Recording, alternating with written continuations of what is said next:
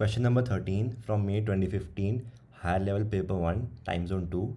In part A, we need to show that 1 upon the square root of n plus the square root of n plus 1 is equal to the square root of n plus 1 minus the square root of n. So in part A, since we need negative square root of n, I'll write the denominator as 1 upon the square root of n plus 1 plus the square root of n. And now I will rationalize the denominator. So I will multiply top and bottom with the conjugate of the denominator. So this will be square root of n plus 1 minus the square root of n upon the square root of n plus 1 minus the square root of n. So if I carry out this multiplication, this will be the square root of n plus 1 minus the square root of n upon, now this is just a difference of squares, so this will be the square root of n plus 1 whole squared minus the square root of n whole squared. This will be equal to n plus 1 under the square root minus the square root of n upon n plus 1 minus n. And now the n's will cancel each other out, so we just left with the square root of n plus 1 minus the square root of n. And now in part B, hence show that the square root of 2 minus 1 is less than 1 upon the square root of 2. So in this equation, if I let n equal 1, this will be 1 upon the square root of 2 plus 1. This is equal to the square root of 2 minus 1. I just let n equal to 1 in this equation. Now from here, instead of writing the square root of 2 minus 1, I'm going to write this as 1 upon the square root of 2 plus 1. This is less than 1 upon the square root of 2. Now notice that this is indeed true, because since we're adding 1 to the denominator, this denominator is larger than this denominator. So we've reduced the value of this fraction because this denominator is greater than this. So we can say that 1 upon root 2 plus 1 is less than 1 upon root 2. So from here, since we know that 1 upon root 2 plus 1 is equal to root 2 minus 1, we can write this as the square root of 2 minus 1 is less than 1 upon the square root of 2. Again, because this denominator is larger than this denominator, that's why we can write this. Now in part C, prove by mathematical induction that the sum when r starts at 1 and goes to n of 1 upon the square root of r is greater than the square root of n, where n is greater than or equal to 2 and n is an integer.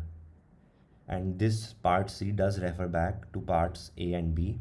So let's solve this.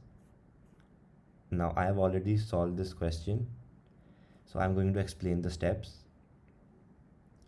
So firstly, we let Pn be the given proposition to prove, and in the base case we need to check for n equal to 2. If we need to check if this is true, so if we let n equal to 2, this will be the sum when r starts at 1 and goes to 2, or 1 upon the square root of r is greater than root 2. We need to show that this is true.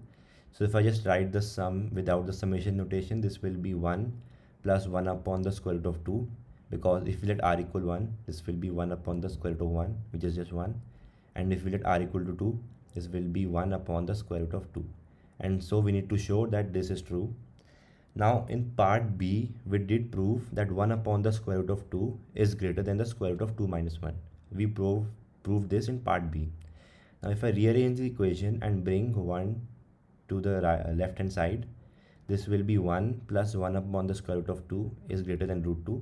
So we have shown that this expression is true, and we can hence write that hence P of 2 holds.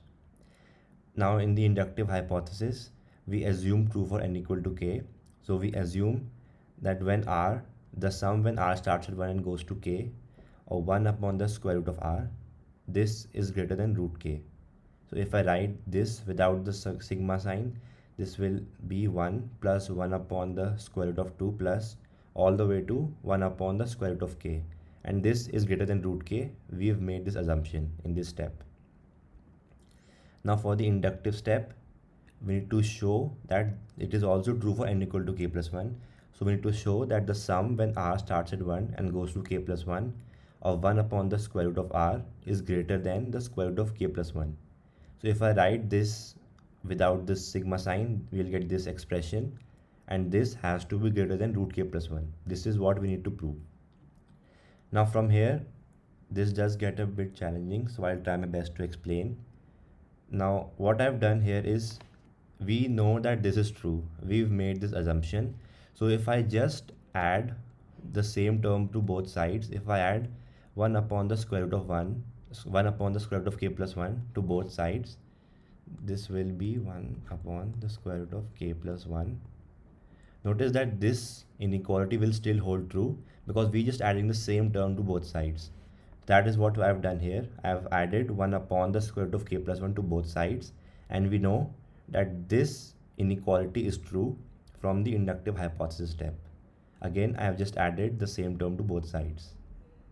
Now from here, I added root k to the denominator of this fraction, and notice that now the value of the fraction has decreased because we've made the denominator larger. So we can say that this expression is greater than this expression. That's why we have the greater than sign.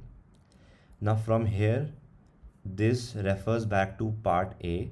So in part A, we know that 1 upon the square root of n plus 1 plus the square root of n, this is equal to the square root of n plus 1 minus the square root of n.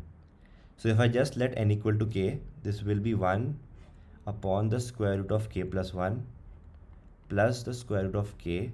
This will be equal to the square root of k plus 1 minus the square root of k. So that's what I've done. I have replaced this fraction with this expression right here, which we know is true from part A. So now root k and root k cancel, and we're left with root k plus 1.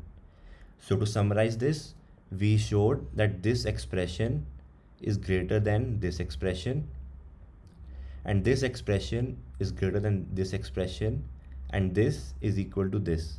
So we can say that this sum is greater than the square root of k plus 1. And so for our concluding statement, we write that since p of 2 is true and p of k is true whenever p of k plus 1 is true, Pn is true for all n where n is greater than or equal to 2 and n is an integer by the principle of mathematical induction. And this is the answer to question number 13.